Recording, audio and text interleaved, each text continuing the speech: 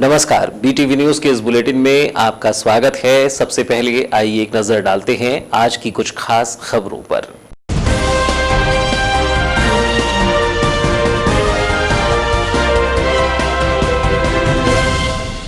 Corona vaccine के नाम पर जिले से हुआ छलावा। 13 जनवरी को पहुंचनी थी 7,898 स्वास्थ्य कर्मियों के लिए वैक्सीन। अब जिले को मिल रही है मात्र 1,000 कोरोना वैक्सीन। 14 जनवरी की प्रातः तक जिले में पहुंचेगी 1,000 वैक्सीन। अब जिले के 2 केंद्रों में ही होगा प्रथम चरण का टीकाकरण। ओपीयंत्री के खिलाफ बैहर जनपद अध्यक्ष उपाध्यक्ष ने खोला मोर्चा। कलेक्टर और जिला पंचायत सीईओ से की शिकायत। ओपीयंत्री के द्वारा जनपद अध्यक्ष से किया अमानवीय व्यवहार। जनपद अध्यक्ष ने थाने में भी की मामले की शिकायत। महिला जन जागरूकता के तहत निकाली गई रैली। सम्मान कार्यक्रम के तहत निकाली गई जन जागरूकता रैली। 11 से 26 जनवरी तक चलाया जा रहा है जागरूकता अभियान। स्कूली छात्राओं को किया गया जागरूक।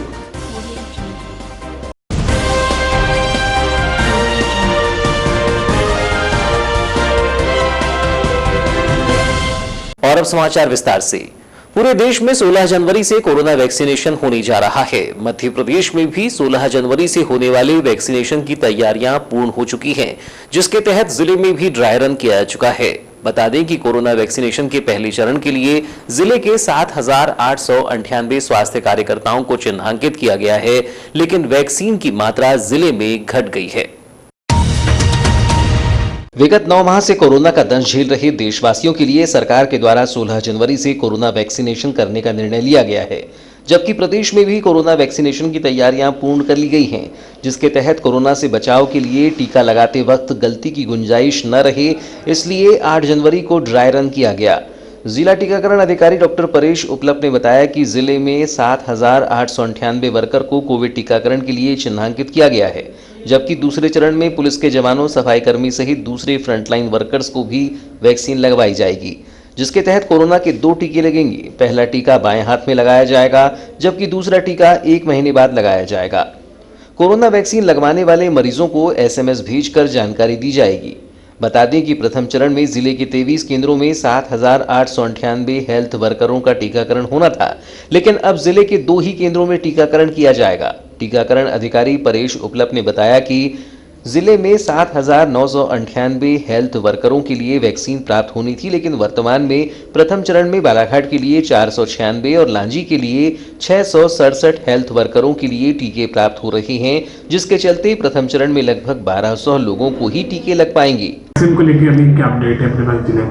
हाँ, वैक्सीन को लेकर ये है कि आज सुबह जबलपुर से हमें मैसेज प्राप्त हुआ था, तो मैसेज प्राप्त होते से ही हमने वैक्सीन वैन जबलपुर रवाना कर दी है और ऐसी उम्मीद है कि आज लेट नाइट वैक्सीन हमारे पास पहुंच जाएगी। सर, कितनी मात्रा में भी प्राप्त होना है, आइडिया है?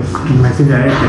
अभी मैसेज मात्रा का तो नहीं आया है, लेकिन इतना है कि जो पहले हमने जो फैसिलिटी बनाई थी, अब नए दिशा निर्देश प्राप्त हुए हैं। उसमें हमें सिर्फ बालाघाट में 2 फैसिलिटी ऐसी मिली है जहां पे फर्स्ट वीक में वैक्सीनेशन होना है। एक हमारा CH लांजी और दूसरा DH बालाघाट। ये 2 ही फैसिलिटी में विथ फर्स्ट में वैक्सीनेशन होना है।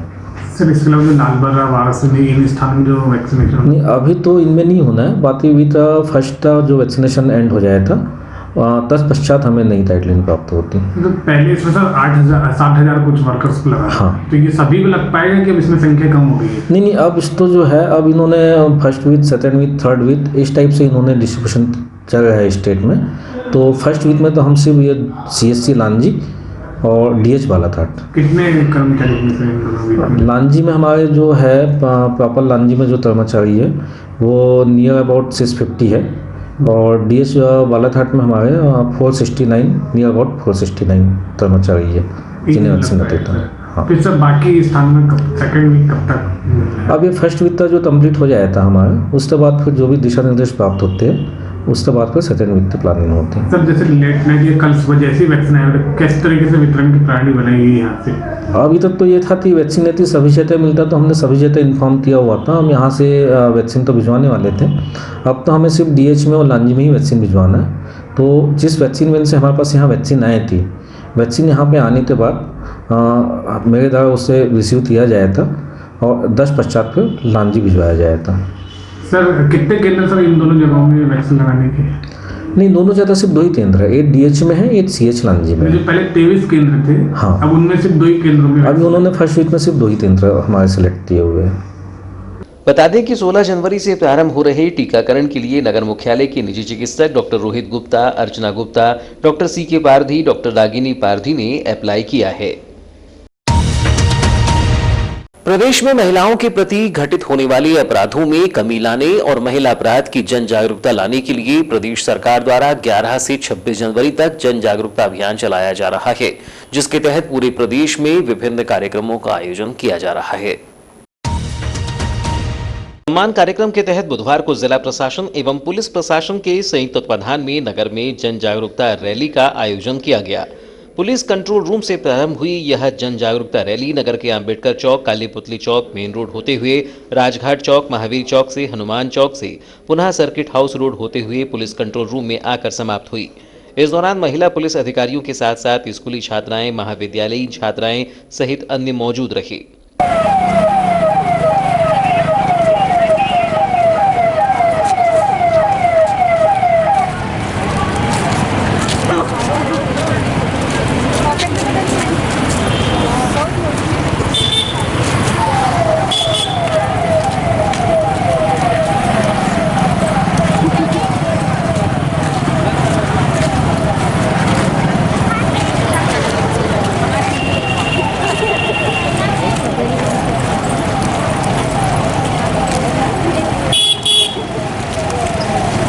महिला अपराधों में कमी लाने और महिला अपराधों के प्रति समाज में जागरूकता लाने के लिए निकाली गई इस रैली में महिला पुलिसकर्मी एवं अन्य हाथों में बैनर, पोस्टर व जन जागरूकता के हाथों में तख्ती लिए नजर आए। इस दौरान महिला सेल प्रभारी मोनिका तिवारी ने बताया कि प्रदेश सरकार द्वारा 11 से 26 जनवरी तक जन जागरूकता अभियान चलाया जा रहा है, जिसके तहत पूरे प्रदेश भर में विभिन्न कार्यक्रमों का आयोजन किया जा रहा है।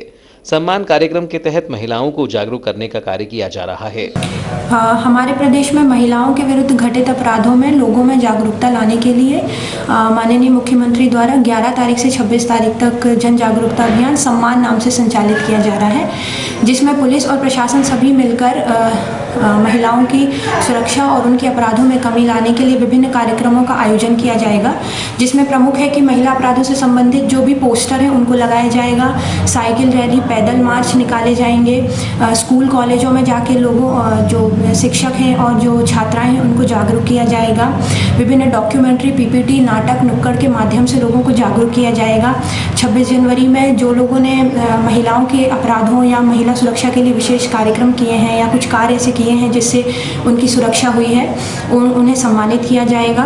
इस कार्यक्रम में हमने एक यूथ आइकन है निधि नन्हे, उन्हें सिलेक्ट किया है जो कि कॉमनवेल्थ में इंटरनेशनल प्लेयर है, और इसी सभी माध्यम से हम सभी लोगों को जागरूक कर रहे हैं कि जो महिला अपराध है उसमें कमी हो। वहीं आयोजित की गई जन जागरूकता रैली के पूर्व नगर के शासकीय उत्कृष्ट विद्यालय के सभागार में महिला सेल प्रभारी मोनिका तिवारी के द्वारा उत्कृष्ट विद्यालय की छात्राओं को महिला अपराधों के विषय में जानकारी दी गई, जबकि अपराधों को रोकने के संबंध में आवश्यक दिशा निर्देश दिए गए। ये वीडियो दिखा रहा है, गंदी अश्लील बातें कर रहा है, ये सारी चीजें अपराध में आती हैं। कोई आपको गलत कमेंट पास कर रहा है, आपके बॉडी को लेके कोई कमेंट पास कर रहा है, ये सारी चीजें अपराध में है, ये मजाक नहीं है। सामान्यतः ये लड़के ये समझते हैं कि हम किसी को कोई कमेंट पास कर दिए तो हम तो मजाक कर रहे थे, ये मजाक नहीं है, इसमें 3 साल की सजा है। तो ये बच्चियों को भी पता होना चाहिए और पीछे लड़कों को भी पता होना चाहिए। आप जितने लोग हैं, जितने लोग नहीं हैं, उनको जाके बताएंगे ये बात, ठीक है। ये अभियान पुलिस प्रशासन सभी लोग मिलकर चला रहे हैं। इधर पूरे प्रदेश में चलाए जा रहे जन जागरूकता अभियान को लेकर सम्मान कार्यक्रम के तहत नगर के यातायात थाने में नगर के ऑटो चालकों सहित बस चालक परिचालकों की बैठक का आयोजन किया गया, जहां यातायात थाना प्रभारी के द्वारा चालक परिचालकों को महिला अपराधों को रोकने के लिए पुलिस का सहयोग करने की अपील की गई। बैठक के विषय में जानकारी देते हुए यातायात थाना प्रभारी गौरव सिंह बुंदेला ने बताया कि प्रदेश शासन के द्वारा 11 से 26 जनवरी तक जन जागरूकता अभियान चलाया जा रहा है, जिसके तहत यातायात थाने में ऑटो चालक, बस चालक, परिचालकों, चाय पान ठेला संचालकों को बुलाकर महिला अपराध की जानकारी देते हुए अपने स्तर पर महिला अपराध को रोकने, महिला अपराध में कमी लाने के लिए अपना सहयोग देने और महिला अपराध की जानकारी पुलिस को देने की समझाइश दी गई। ये महिलाओं के संबंध में जो अपराध घटित होते हैं उनको रोकने हेतु मध्य प्रदेश शासन द्वारा एक सम्मान कार्यक्रम आयोजित किया जा रहा है। इसी के तारतम्य में आज यातायात थाने द्वारा ऑटो स्टैंड पे जो भी ऑटो लगाते हैं, बस कंडक्टर, चाय की गुमटी वाले, पान ठेले वाले, इन सब लोगों को बुलाकर इनको समझाइश दी गई है कि महिलाओं के संबंध में यदि कोई अपराध घटित होते देखते हैं तो पुलिस का सहयोग करें, ऐसे लोगों को रोकें। आप लोग भी अपने माध्यम से लोगों को जागरूक करें और सहयोग से ऐसे काम ना हो, महिलाओं का सब सम्मान करें, सुरक्षा प्रदान करें, इस संबंध में इनको समझाइश दी। 13 जनवरी को बैहर परसवाड़ा जनपद के अध्यक्ष और अन्य प्रतिनिधियों ने बैहर जनपद पंचायत में कार्यरत उपयंत्री स्वाति डोंगरे के खिलाफ जिला पंचायत सीईओ और कलेक्टर दीपक आर्य को लिखित शिकायत सौंपी है, जबकि बैहर जनपद अध्यक्ष ने उपयंत्री डोंगरे के खिलाफ बैहर थाने में भी शिकायत दर्ज कराते हुए कार्यवाही की मांग की है। मामले को लेकर बालाघाट पहुंची बैहर जनपद अध्यक्ष भगवंती सयाम, उपाध्यक्ष गुलाब बिसेन, परसवाड़ा जनपद अध्यक्ष सुशीला सरोते सहित अन्य ने जिला पंचायत सीईओ उमा माहेश्वरी से मुलाकात कर बैहर जनपद पंचायत में कार्यरत उपयंत्री स्वाति डोंगरे के द्वारा किए गए अमानवीय कृत्य और अभद्र व्यवहार को लेकर लिखित शिकायत करते हुए उपयंत्री को तत्काल हटाए जाने की मांग की। इस दौरान चर्चा करते हुए बैहर जनपद अध्यक्ष भगवंती सयाम ने बताया कि उपयंत्री स्वाति डोंगरे विगत 1 महीने से जनपद पंचायत नहीं आ रही थी, जिसके चलते ग्राम पंचायतों के कार्य रुके हुए थे, जिसकी शिकायत ग्राम के सरपंचों के द्वारा मुझसे की गई थी, जिसके बाद मेरे द्वारा मामले की शिकायत कलेक्टर और जिला पंचायत सीईओ से की गई थी। वहीं 12 जनवरी को जब मैं अपने चैम्बर से उठकर बाहर आ रही थी, तभी उपयंत्री अपने चैम्बर से उठकर आई और मुझसे अभद्र व्यवहार किया। उन्होंने कहा कि एक जनप्रतिनिधि के साथ इस प्रकार का अमानवीय कृत्य किया जाना गलत है, जिसको लेकर आज उनके द्वारा उपयंत्री को तत्काल हटाए जाने को लेकर कलेक्टर और जिला पंचायत सीईओ को पत्र सौंपा गया है, जबकि मामले की शिकायत बैहर थाने में भी की गई है। इसलिए आए थे हम लोग कि कल एक घटना मेरे साथ घटी। मेरे जनपद पंचायत बैहर में स्वाति डोंगरे करके एक एई है, वो बहुत दिनों से वहाँ जा भी नहीं रही थी, ना काम भी नहीं कर रही थी। उस संबंध में सरपंच लोगों ने मुझे आवेदन दिया कि उपयंत्री काम कर नहीं रही है, हमारे काम प्रभावित हो रहे हैं, पेमेंट नहीं हो रहा है, टीएस नहीं हो रहा है। इस संबंध में उन्होंने मुझे लिख के दिया। मैंने उच्च अधिकारी को लिखा, कलेक्टर महोदय को लिखी, जिला पंचायत सीईओ को लिखी। उसके बाद क्या है, कल वो गई जनपद में, मुझे पता नहीं था कि आई है ऐसा करके। मैं अपने चैम्बर में बैठी थी उपाध्यक्ष महोदय के साथ में, फिर मैं जाने लगी 3:30 बजे, तो अचानक वो निकल के आई और बोलने लगी कि तू होती कौन है मेरे खिलाफ में लिखने वाली। बोले मैं यहाँ की अधिकारी हूँ, तेरे जैसे मेरे यहाँ झाड़ू पोछा लगाते हैं, कल से इस जनपद में तो दिखना नहीं, तेरे को दौड़ा दौड़ा के मारूंगी। इस टाइप के उनने अमानवीय कृत्य मेरे साथ किया। इसलिए मैंने आज कलेक्टर महोदय को भी आवेदन दिया है, जिला पंचायत सीईओ से भी मैंने निवेदन की हूँ कि ऐसे अमानवीय कृत्य करने वाले अधिकारी को तत्काल हटाया जाए, उसके विरुद्ध कार्रवाई की जाए। और मैंने भी थाने में रिपोर्ट दर्ज कराया है, क्योंकि मैं एक विधवा महिला हूँ, मैं अकेली रहती हूँ, मेरे जान मान को हानि है। मैं पुलिस से सुरक्षा की मांग भी किया है। वहीं मामले में बैहर जनपद उपाध्यक्ष गुलाब बिसेन ने कहा कि उपयंत्री स्वाति डोंगरे विगत 1 से 1.5 माह से नहीं आ रही थी, जिसको लेकर शिकायतें प्राप्त हो रही थी, लेकिन उपयंत्री के द्वारा 12 जनवरी को जिस प्रकार से जनपद अध्यक्ष के साथ अमानवीय कृत्य किया गया है वह निंदनीय है। इसलिए ऐसे अधिकारी के खिलाफ कार्रवाई की जानी चाहिए। स्वाति डोंगरे आई और मैडम को कहने लगी कि आप कौन होती हैं मेरी शिकायत करने वाली, आपको मैं जनपद अध्यक्ष नहीं मानती, आपके जैसे लोग तो मेरे घर झाड़ू पोछा लगाते हैं, और कई प्रकार के अपशब्दों से संबोधित करने लगी। तो मैंने बोला मैडम आप एक अधिकारी हैं, अधिकारी जैसे चैम्बर में रहिए, वो जनपद अध्यक्ष तो आपकी माँ के तुल्य है। नहीं तो क्या चाहते हैं आप लोग इस मामले में? कार्रवाई चाहते हैं, कार्रवाई होना चाहिए। एक जनप्रतिनिधि के साथ ऐसे अपमानजनक शब्दों का जो इस्तेमाल हुआ, मारने पीटने की बात हुई, गाली गलौज हुई, तो ऐसे अधिकारी के विरुद्ध हम कार्रवाई चाहते हैं। आपका परिचय दीजिए। मैं जनपद उपाध्यक्ष गुलाब बिसेन। कलेक्टर दीपक आर्य ने जिला आपूर्ति अधिकारी एवं नागरिक आपूर्ति निगम के जिला प्रबंधक को निर्देशित किया है कि जिले में वितरण के लिए सीहोर से आए खराब गुणवत्ता के गेहूं का जिले की उचित मूल्य दुकानों में वितरण पर तत्काल रोक लगाई जाए और यदि गोदाम में सीहोर से 11 जनवरी को आई रैक का गेहूं रखा है तो उस गेहूं को गोदाम में पृथक से भंडारित कर रखा जाए। सीहोर से आई रेलवे रैक से अत्यधिक खराब गुणवत्ता के गेहूं के बालाघाट में आने की सूचना पर यह कदम उठाया गया है। बता दें कि जिले में खराब गेहूं को पहुंचाए जाने का मामला बीटीवी के द्वारा प्रमुखता से उठाया गया था। 11 जनवरी को सीहोर से बालाघाट जिले में वितरण के लिए रेलवे का एक रैक गेहूं लेकर पहुंचा है। रेलवे के रैक में आए इस गेहूं की गुणवत्ता प्रथम दृष्टया देखने में ही अमानक स्तर की लग रही है। सीहोर से आए इस गेहूं में अत्यधिक मात्रा में घुना हुआ गेहूं होने से उसमें आटा बन जाने और अत्यधिक मात्रा में जीवित कीड़े पाए जाने से अधिकांश बोरियों में डस्ट भरी हुई है और बोरियों से सफेद पाउडर जैसा गिर रहा है। बहुत सी बोरियों में गेहूं की लुगदी बन जाने से उसमें दुर्गंध आने की जानकारी संज्ञान में आने पर कलेक्टर दीपक आर्य ने जिला आपूर्ति अधिकारी और नागरिक आपूर्ति निगम के जिला प्रबंधक को निर्देशित किया है कि यदि सीहोर से आया ये गेहूं जिले की उचित मूल्य दुकानों में पहुंच गया हो तो उसके वितरण को तत्काल रोक दिया जाए और यदि वो गेहूं गोदाम में रखा गया हो तो उक्त रैक से प्राप्त गेहूं को पृथक से भंडारित किया जाए। इस रैक से आए गेहूं की जांच कर मानव उपयोग के लायक पाए जाने पर ही सार्वजनिक वितरण प्रणाली की उचित मूल्य दुकानों में इस गेहूं का वितरण कराएं। बता दें कि लगभग 42 बोगियों की मालगाड़ी से ये सड़ा हुआ गेहूं 11 जनवरी को बालाघाट पहुंचा है। प्रत्येक बोगी में 1200 से लेकर 1300 के करीब बोरियां भरी हुई हैं। यहां करीब 52,000 बोरियों में 26,000 क्विंटल सड़ा हुआ गेहूं पहुंचा है। मध्य प्रदेश आदिवासी विकास परिषद के प्रदेशाध्यक्ष कांतिलाल भूरिया के द्वारा आदिवासी विकास परिषद के जिलाध्यक्ष भुवन सिंह कोर्राम को अचानक ही जिलाध्यक्ष के पद से हटाकर उन्हें प्रांतीय कार्यकारिणी में शामिल किए जाने का मामला शांत होने का नाम नहीं ले रहा है। मामले में अब मध्य प्रदेश आदिवासी विकास परिषद बालाघाट की कार्यकारिणी में शामिल 50 से अधिक सदस्यों ने इस्तीफा देकर सर्व आदिवासी समाज के बैनर तले अखिल भारतीय आदिवासी विकास परिषद की सदस्यता ग्रहण कर ली है। मामले में मध्य प्रदेश आदिवासी विकास परिषद के पूर्व जिलाध्यक्ष भुवन सिंह कोर्राम ने बताया कि उनका कार्यकाल पूरा नहीं हुआ है और 1 साल का उनका कार्यकाल बाकी है, लेकिन जिस प्रकार से मुझे प्रदेश बॉडी में शामिल किया जा रहा है कहीं न कहीं यह मेरे खिलाफ एक रणनीति और षड्यंत्र है। मुझे लूप लाइन में डाला जा रहा था जो मुझे मंजूर नहीं था।